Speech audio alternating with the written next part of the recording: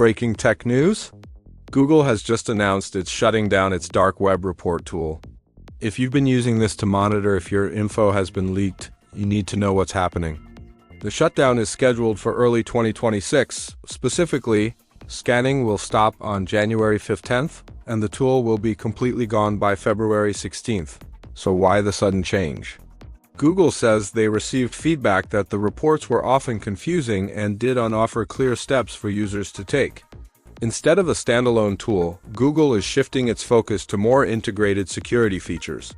Think of tools like Results About You, which helps you manage your online presence, and the built-in password manager that flags compromised passwords. So what should you do to stay safe? Keep using strong, unique passwords for all your accounts. Enable two-factor authentication everywhere you can, and keep an eye on Google's other security tools. Thanks for watching. Don't forget to like and subscribe for more tech updates.